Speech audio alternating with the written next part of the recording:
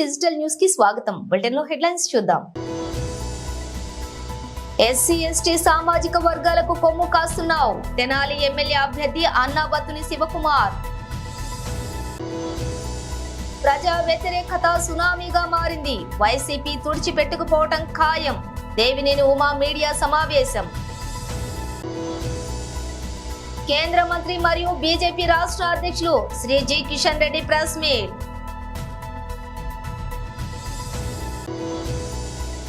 వాహనదారులు traffic signal కూడలి వద్ద గ్రీన్ మ్యాట్ రూఫ్ ఏర్పాటు చేసి ఉపశమనం కలిగించారు. డీటెయిల్స్ చూస్తే ఎస్సీ ఎస్టీ సామాజిక వర్గాలకు కొమ్ము కాస్తున్నాం, నువ్వు అసలు కమ్మోడివేనా అంటూ టీడీపీ కార్యకర్త అసభ్యంగా మాట్లాడాడు. అందుకే బుద్ధి చెప్పాల్సి వచ్చింది. తెనాలి ఎమ్మెల్యే అభ్యర్థి అన్నాబత్తుని శివకుమార్. ఈ రాష్ట్రంలో జగన్మోహన్ రెడ్డి గారిని ఏదో చేయాలి, వైఎస్ఆర్ పార్టీ ఎమ్మెల్యేలు ఏదో చేయాలి అనే శాడిజంతో ఈరోజు అతను ఆల్కహాల్ కూడా తాగి ఉండాడు. ఆ తాగి ఉండి నేను నా భార్య ఓటేయటానికి వెళ్తుంటే కానీ అసభ్య దోషంతో పక్కన నా భార్య నేను ఉన్నప్పుడు అసభ్య దూషణతో మరి ముఖ్యంగా ఏదైతే ఈ చిన్న కులాలని బహిరంగంగా తిట్టాడు.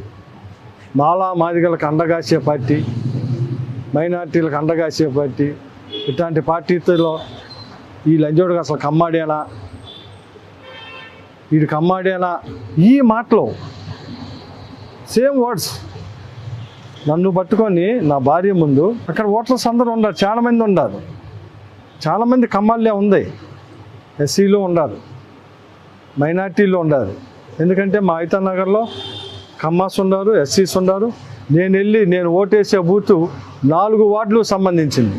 అక్కడ ఎస్సీ ఎస్టీ బీసీ మైనార్టీ కమ్మ వీళ్ళందరూ ఉన్నారు. వాళ్ళందరి ముందే అన్నాడు ఈ లంజా అడుకొని నన్ను, అంటే కమ్మాండి కాబట్టి, ఎందుకంటే అతను నేను ఇద్దరం కమ్మాలమే. ఆ రకమైన భాష వచ్చినప్పుడు ఏంట్రా నువ్వు మాట్లాడేది అని చెప్పి నేను చేయి చేసుకుందా, నిజమే ఏంట్రా నువ్వు మాట్లాడింది అని చెప్పి చేయి మీద ఇలా వేసి ఈ రకమైన భాష, ఎందుకంటే ఈ తెనాలి ప్రజలందరికీ తెలుసు నేనేంటి అలాంటి. కానీ దీన్ని వక్రీకరించి వాడి అన్న మాటలను ప్రజెంట్ చేయకుండా ఏబిఎన్, TV5 లేదు ఫేస్బుక్లో వీటితో ట్రోలింగ్ చేసుకుంటూ తెలుగుదేశం పార్టీకి ఏదో సింపథైజర్గా తీసుకురావాలన్న ఉద్దేశంతో దీన్ని రకరకాలుగా మలుస్తూ ఉన్నారు. అందుకే ప్రజలకు ఒక క్లారిటీ కోసం అక్కడ ఉన్న ఓటర్లందరికీ తెలుసు. వాళ్ళు మళ్ళీ మాకు చెబుతున్నారు అలా పొద్దున్నుంచి వీడు తాగి వచ్చి ఇలాగే ఇక్కడ హెరాస్మెంట్ చేస్తున్నాడు, పెద్ద హెరాస్మెంట్ చేస్తున్నారు. ఎవరైనా ఇప్పుడు మాలా మాదిగా లేకపోతే మైనార్టీని ముస్లిం అని లేకపోతే సాయిబాడు అని తిడితే ఊరుకుంటానా? ఇక్కడ ఉన్నాళ్ళు. ప్రజా వ్యతిరేకత సునామీగా మారింది. వైసీపీ తుడిచిపెట్టుకుపోవటం ఖాయం. మాజీ మంత్రి దేవినేని ఉమామహేశ్వరరావు మీడియా సమావేశం. ఇంకా 3500 బూతుల్లో పోలింగ్ ప్రక్రియ జరుగుతూ ఉంది. ఎన్ని ఇబ్బందులు ఎదురైనా కసిగా, పట్టుదలగా, అంకిత భావంతో దేశ విదేశాల నుంచి, పక్క రాష్ట్రాల నుంచి, రాష్ట్రంలోని ప్రతి ఓటర్ మహాశయులు కూడా భారీ ఎత్తున తరలి వచ్చి ఇంకా పోలింగ్ కేంద్రాల్లో నిలబడి ఓటింగ్ ప్రక్రియలో పాల్గొంటూ ఉంటే సజ్జల రామకృష్ణారెడ్డికి కళ్ళు బయలు గమ్ముతూ ఉన్నాయి. ఓటమి స్పష్టంగా సజ్జల ముఖంలో కనపడతా ఉంది. తాడేపల్లి ప్యాలెస్ మాటలో సజ్జల మాటల్లో డొల్లతనం బట్టబయలవుతూ ఉంది. ఈరోజు చాలా బేలగా ఎలక్షన్ కమిషన్ మీద నిందలేస్తున్నాడు. అధికారులు బదిలీల మీద బురజల్లుతూ ఉన్నాడు.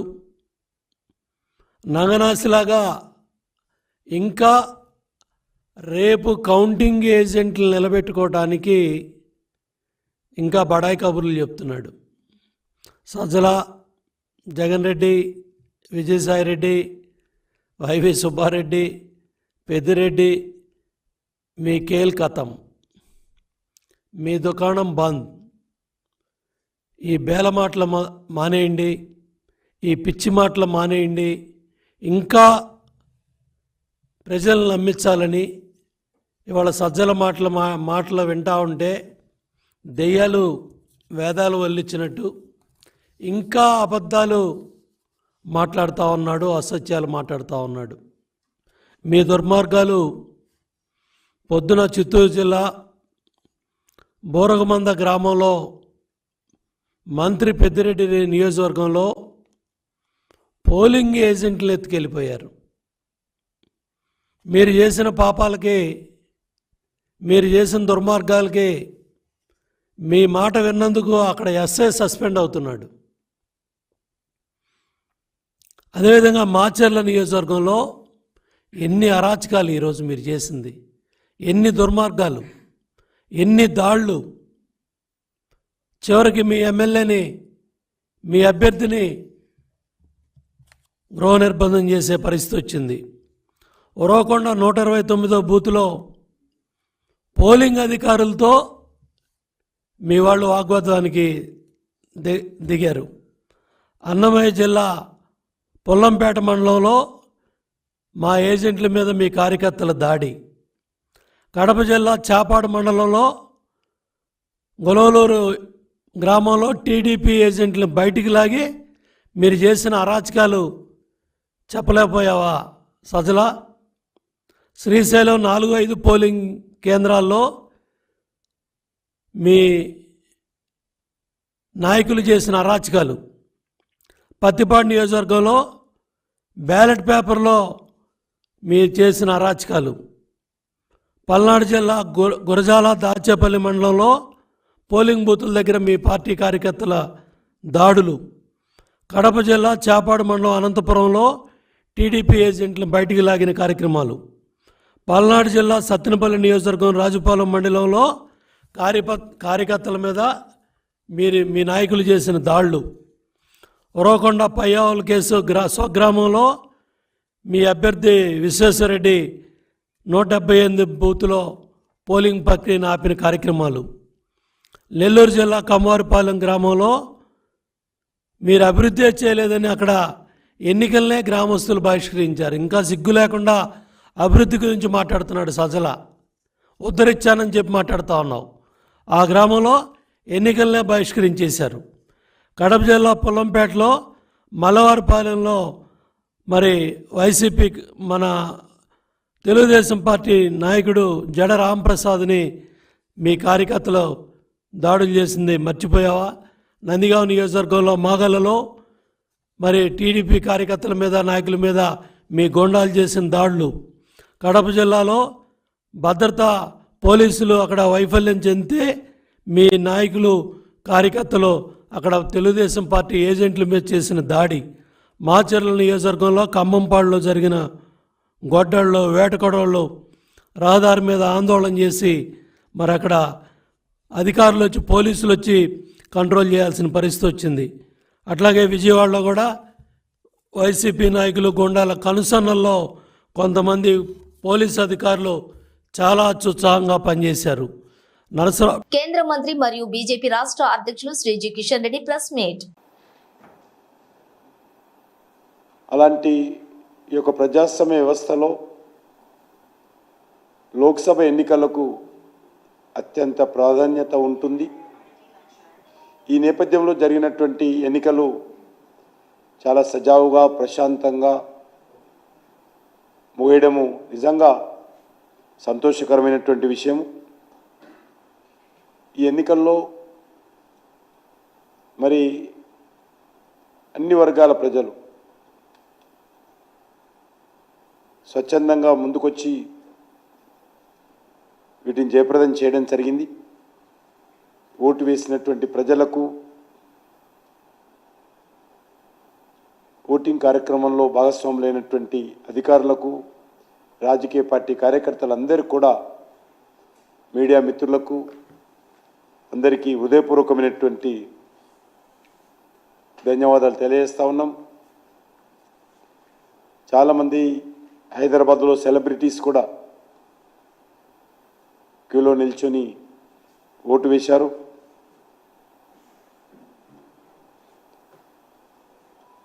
వాళ్ళు ఒక మెసేజ్ కూడా అందరూ క్యూలో నిల్చొని ఓటు వేయడం ఒక మంచి మెసేజ్గా ఈరోజు మనం భావించవచ్చు. ఈరోజు ఎన్నికలు చూసిన తర్వాత ప్రశాంతంగా జరిగినటువంటి ఎన్నికలు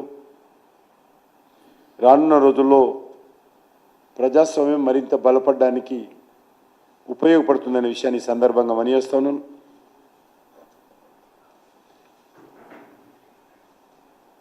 ఈసారి పోలింగు 60-62% మించి జరిగింది.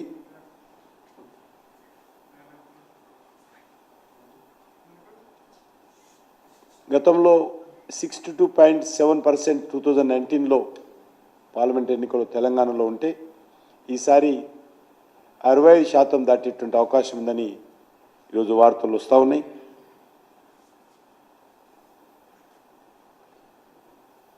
బీజేపీ సంబంధించినంత వరకు అన్ని నియోజకవర్గాల్లో మేము ఊహించిన దానికంటే ఎక్కువ ప్రజల నుంచి ఒక సానుకూలమైనటువంటి స్పందన ఈ పార్లమెంట్ ఎన్నికల్లో కనిపిస్తూ ఉంది. ముఖ్యంగా గ్రామీణ ప్రాంతాల్లో ఏ గ్రామానికి కాగా నేను ముందే చెప్పడం జరిగింది. గ్రామాల్లో ఉన్నటువంటి ప్రజలు రాజకీయాలకు అతీతంగా ఈసారి మేము పార్టీని చూడము, పార్టీలను చూడము, మేము మోడీ గారిని చూస్తామనే విధంగా తీర్మానాలు చేశారని చెప్పడం జరిగింది. అది ఈరోజు అనేక గ్రామాలలో చాలా స్పష్టంగా 2023 ఎన్నికల్లో వారు టీఆర్ఎస్కి వేసినప్పటికీ లేకపోతే కాంగ్రెస్కి వేసినప్పటికీ ఈసారి మేము బీజేపీకే వేస్తామనే విధంగా ఓటర్స్ అనేక గ్రామాలలో చాలా స్పష్టంగా ముఖ్యంగా యువకులు మహిళలు ఏకమై బీజేపీని ఆదరించారు.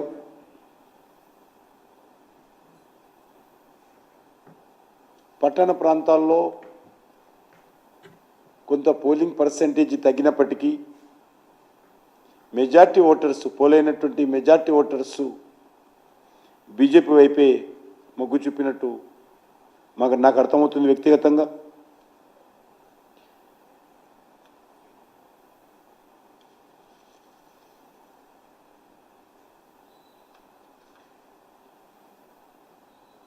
పట్టణ ప్రాంతాల్లో ముఖ్యంగా హైదరాబాద్లో పోలింగ్ పర్సెంటేజ్ తగ్గడానికి అనేక కారణాలు ఉన్నాయి. చాలామంది ఆంధ్రప్రదేశ్ ఎన్నికలు జరగడంతో చాలా నియోజకవర్గాల్లో వాళ్ళు పెద్ద ఎత్తున అక్కడ తమ ఓటు హక్కు వినియోగించుకోవడం కోసము ఆంధ్ర రాష్ట్రానికి వెళ్ళారు.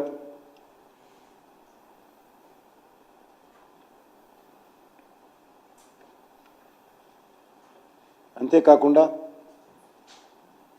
మరి ముఖ్యంగా రాజకీయ పార్టీ కార్యకర్తలు ముఖ్యమంత్రి గారు కానీ లేకపోతే బీఆర్ఎస్ నాయకులు కానీ ఎంత రెచ్చగొట్టినప్పటికీ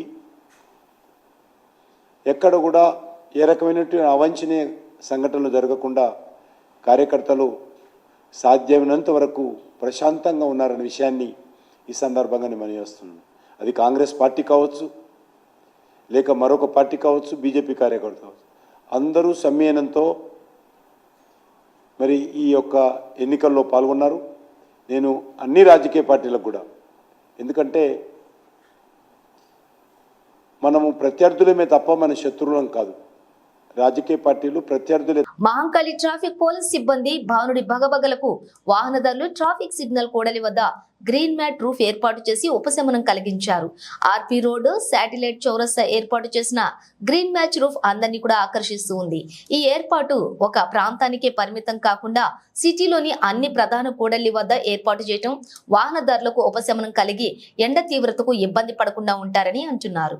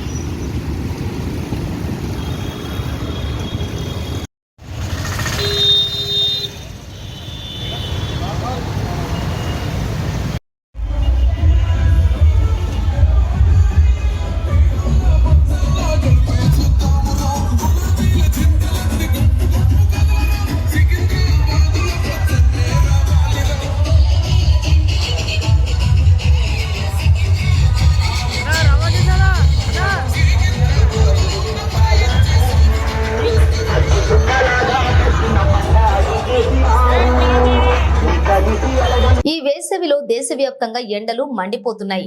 వడగాలులు ఉక్కపోతతో ప్రజలు అల్లాడిపోతున్నారు. ఈ సమయంలో వాతావరణ శాఖ చల్లటి కబురు చెప్పింది. ఈ ఏడాది కాస్త ముందుగానే దేశంలోకి నైరుతి రుతుపవనాలు ప్రవేశిస్తాయని ప్రకటించింది. మరో 5 రోజుల్లో అంటే ఈ నెల 19 కల్లా దక్షిణ అండమాన్ నికోబార్ దీవులు ఆగ్నేయ బంగాళాఖాతంలోకి రుతుపవనాలు ప్రవేశిస్తాయని తెలిపింది. మరోవైపు దక్షిణ కర్ణాటక నుంచి వాయువ్య మధ్యప్రదేశ్ వరకు కూడా ఉపరితల ద్రోణి విస్తరించింది. దీని ప్రభావంతో ఏపీలోని పలు ప్రాంతాల్లో పిడుగులతో కూడిన వర్షాలు కురుస్తాయని అమరావతి వాతావరణ శాఖ తెలిపింది. ఈ రోజు వడగాలులు ప్రభావం ఉంటుందని వెల్లడించింది. అయితే కోనసీమ, శ్రీకాకుళం, విజయనగరం, మన్యం, అల్లూరి సీతారామరాజు, అనకాపల్లి, విశాఖ, కాకినాడ, తూర్పు గోదావరి, పశ్చిమ గోదావరి, ఏలూరు, కృష్ణా జిల్లాల్లోని పిడుగులతో కూడిన తేలికపాటి నుంచి ఓ మోస్తారు వర్షం కురిసే అవకాశం ఉందని తెలిపింది. నిన్న పలు జిల్లాల్లో వర్షం కురిసింది. ప్రకాశం జిల్లా బల్లిపల్లిలోని అత్యధికంగా 79 మిల్లీమీటర్ల వర్షపాతం నమోదైంది. ఏలూరు జిల్లా జీలుగుమిల్లిలోని 41.2 డిగ్రీల గరిష్ట ఉష్ణోగ్రత నమోదైంది. రైళ్లలో దొంగతనాలకు పాల్పడి దొరికిపోయి పోలీసుల దెబ్బ రుచి చూసిన ఓ దొంగ ఆ తర్వాత రూట్ మార్చాడు. ఈసారి విమానాల్లో ప్రయాణిస్తూ విలువైన బంగారం, వెండి వస్తువులను దోచుకునేవాడు. అలా 100 రోజుల్లో ఏకంగా 200 విమానాల్లో ప్రయాణించి చేతివాతం ప్రదర్శించాడు. అలా కోట్ల రూపాయల విలువైనటువంటి వస్తువులు కొల్లగొట్టాడు. విమానాశ్రయంలోని విలువైన వస్తువులను పోగొట్టుకున్న బాధితులు పోలీసులకు వరుసగా ఫిర్యాదు చేస్తూ ఉండటంతో అనుమానించి ఎయిర్పోర్టుల్లోని సీసీటీవీలు పరిశీలించారు. అన్నింటిలోనూ ఒకే వ్యక్తి అనుమానాస్పదంగా కనిపించడంతో అదుపులోకి తీసుకుని విచారించగా అసలు విషయం వెలుగులోకి వచ్చింది. హైదరాబాద్ నుంచి ఢిల్లీ వెళ్లిన ఓ మహిళ తన హ్యాండ్ బ్యాగ్ నుంచి 7 లక్షల విలువ చేసే ఆభరణాలు మాయమైనట్లు పోలీసులకు ఫిర్యాదు చేసింది. మరో ప్రయాణికుడు కూడా 20 లక్షల విలువ చేసే వస్తువులు చోరీకి గురైనట్లు ఫిర్యాదు చేశాడు. దేశంలోని పలు విమానాశ్రయాల్లోనూ ఇలాంటి ఫిర్యాదులే రావడంతో అప్రమత్తమైన పోలీసులు సీసీటీవీలు గాలించి ఢిల్లీలోని పహర్గంజ్ కు చెందినటువంటి రాజేష్ కుమార్ ను అదుపులోకి తీసుకున్నారు. అలాగే విచారణలోని విస్తుపోయే విషయాలు కూడా వెలుగులోకి వచ్చాయి. విమానాశ్రయంలోకి ప్రవేశించాక వయసు పైబడిన ప్రయాణికులను లక్ష్యంగా చేసుకుని వారితో మాటలు కలిపేవాడు. వారు ఎక్కడి నుంచి వస్తున్నారు, ఎక్కడికి వెళ్తున్నారు అన్న విషయాలను బ్యాగేజీ స్లిప్ల ద్వారా తెలుసుకునేవాడు. అలాగే దానిని బట్టి వారి బ్యాగేజీలో ఏమేమి ఉండొచ్చు అంచనాకు వేసుకునేవాడు. విమానంలోకి వెళ్ళాక ఏదో ఒక సాకు చెప్పి తన సీటును వారి పక్కకు మార్చుకునేవాడు. ప్రయాణికులు ఇంకా లోపలికి వస్తున్నటువంటి సమయంలో అతను చూసి బ్యాగేజీ సర్దుతున్నట్లుగా నటించి సామాన్లు కొట్టేసేవాడు. తెలంగాణలో భారతీయ జనతా పార్టీ కార్యకర్తలు, నాయకులు, పార్టీని అభిమానించే లక్షల మంది అభిమానులు, అనేక సంఘాల నాయకులు నిరంతరంగా ఎర్రటి ఎండను కూడా లెక్క చేయకుండా ఏమున్నా లేకున్నా కష్టాలు వచ్చినా కూడా ఆ కష్టాలకు వచ్చి దేశవ్యాప్తంగా నరేంద్ర మోడీని మళ్లీ ప్రధానిని చేయాలన్నటువంటి స్లోగన్ పునికి పుంజుకున్న తెలంగాణ ప్రజానికం ఎక్కడికక్కడ వాళ్లకు వాళ్లే పట్టుపట్టి జుట్టుగట్టి భారతీయ జనతా పార్టీని గెలిపిస్తున్న తరుణంలో మీ అందరికీ శుభాకాంక్షలు తెలియజేస్తున్నాను. అమిత్ షా తొలి మీటింగ్ లోనే 17 సీట్లలో 12 సీట్లు బీజేపీ గెలవబోతోందని చెప్పారు. ఇవాళ చూసిన పరిస్థితిని బట్టి తూచా తప్పకుండా 12 సీట్లు పైబడి భారతీయ జనతా పార్టీ గెలుస్తుంది అని చెప్తున్నాను. రేవంత్ రెడ్డి ఎన్నికల నిబంధనలు ఉల్లంఘించి మాట్లాడుతున్నారు. కాంగ్రెస్ పార్టీ ఓడిపోతుందన్న ఫ్రస్ట్రేషన్ లో వారు మాట్లాడిన మాట ఆక్షేపణీయంగా ఉంది. 2014లో కాంగ్రెస్ పార్టీ మోడీ దేశానికి ప్రధానమంత్రి అయితే దేశం విచ్ఛిన్నమవుతుందని ఏదైతే మాట్లాడారో ఆ మూర్ఖపు వాదన తప్పని తేలినా మళ్లీ అరిగిపోయిన రికార్డుల 2024లో కూడా ఆ మాట మాట్లాడడం ఆయన అజ్ఞానానికే నిదర్శనమని చెప్పి భావిస్తూ ఉన్నాం. ఇలాంటి అజ్ఞానపు మాటలు ఒక ముఖ్యమంత్రి హోదాలో ఉండి మాట్లాడడం అనేది తగదు. తప్పకుండా రాబోయే కాలంలో మూల్యం చెల్లించుకోక తప్పదని హెచ్చరిస్తూ ఉన్నాను. తప్పకుండా ఇవాళ వాతావరణం బట్టి చూస్తే బయట వచ్చేటువంటి సర్వే రిపోర్ట్స్ ఏమో ఒక రకంగా ఉన్నాయి, కానీ ప్రజలు మాట్లాడుకున్నటువంటి భాష, ప్రజలు వ్యక్తం చేస్తున్న అభిప్రాయం ప్రకారం మాత్రం 12 సీట్లు పైబడి భారతీయ జనతా పార్టీ గెలుస్తుందని చెప్పి చెప్తా ఉన్నారు. రేపటి భారతీయ జనతా పార్టీ ఈ రాష్ట్రంలో జెండా ఎగరడానికి పెద్ద సంకేతంగా మేము భావిస్తూ ఉన్నాం. దీనికి అనేక మంది సహకరించారు. ప్రభుత్వ ఉద్యోగులు కావచ్చు, పోలింగ్ ప్రక్రియలో పాల్గొన్నటువంటి సిబ్బంది కావచ్చు, పోలీసు యంత్రాంగం కావచ్చు, ఇలా అనేక మంది సహకరించినందుకు వారందరికీ కూడా పేరు పేరున ధన్యవాదాలు తెలియజేస్తూ, తర్వాత రేవంత్ రెడ్డి గారు ఎన్నికల నిబంధనల్ని ఉల్లంఘించి వారు మాట్లాడిన మాట ఫ్రస్ట్రేషన్లో, అంటే 100% కాంగ్రెస్ పార్టీ ఓడిపోతున్నటువంటి ఫ్రస్ట్రేషన్లో వారు మాట్లాడిన మాట ఆక్షేపణీయంగా ఉంది. నేను అంటున్నా, 2014లో కాంగ్రెస్ పార్టీ మోడీ గారు దేశానికి ప్రధానమంత్రి అయితే దేశం విచ్ఛిన్నమైందని ఏదైతే మాట్లాడినరో ఆ మూర్ఖపు వాదన తప్పని తేలిందో మళ్ళీ అదే అరిగిపోయిన రికార్డుని అదే పాడిందే పాడదా పాస్పన దాస్ అన్నట్టుగా మళ్ళీ 2024లో కూడా ఆ మాట మాట్లాడేటువంటిది ఆయన అజ్ఞానానికి నిదర్శనంగా భావిస్తూ ఉన్నాం. ఇట్లాంటి పిచ్చి మాటలు ఇట్లాంటి అజ్ఞానపు కామెంట్స్ ఒక ముఖ్యమంత్రి హోదాలో ఉండి మాట్లాడేటువంటిది తగదిది. దానికి తప్పకుండా రాబోయే కాలంలో మూల్యం చెల్లించుకోక తప్పదు కాంగ్రెస్ పార్టీ అని చెప్పి రేవంత్ రెడ్డి గారు కూడా మూల్యం చెల్లించుకోక తప్పదని చెప్పి హెచ్చరిస్తా ఉన్నాం. జవహర్ నగర్ మున్సిపల్ కార్పొరేషన్ పరిధిలోని ఆర్మీ డెంటల్ కాలేజ్ ప్రధాన రహదారిపై అక్రమ నిర్మాణాలు చేపట్టినప్పటికీ అధికారులు సమన్వయ లోపం అక్రమార్కులకు వరంగా మారింది. అక్రమ నిర్మాణాలను ఎంత మాత్రం ఉపేక్షించేది లేదని ప్రభుత్వం చెబుతున్నా హెచ్ఎండిఏ అధికార రమణారెడ్డి కూల్చివేతలపై పలు అనుమానాలు వెల్లువెత్తుతున్నాయి. ఈ యొక్క కూల్చివేతపై పెద్ద మొత్తంలోని ముడుపులు కూడా అందాయని, ఇంకోటి ఏదో తప్పు ప్రజలు పలు అనుమానాలు కూడా వ్యక్తం చేస్తూ ఉన్నారు. ఎన్నికల వేళ ఎవరు పట్టించుకోరని చెప్పి భావించిన కొందరు ఆ అక్రమార్కులకు అడ్డు అదుపు లేకుండా అక్రమ నిర్మాణాలు చేపడుతూ ఉన్నారు. బులెటిన్ ముగించే ముందు హెడ్లైన్స్ మరోసారి. ఎస్సీ ఎస్టీ సామాజిక వర్గాలకు కొమ్ము కాస్తున్నావు, తెనాలి ఎమ్మెల్యే అభ్యర్థి అన్నాబత్తుని శివకుమార్. ప్రజా వ్యతిరేకత సునామీగా మారింది, వైసీపీ తుడిచిపెట్టుకుపోవటం ఖాయం, దేవినేని ఉమా మీడియా సమావేశం. కేంద్ర మంత్రి మరియు బీజేపీ రాష్ట్ర అధ్యక్షులు Shri G Kishan Reddy press meet.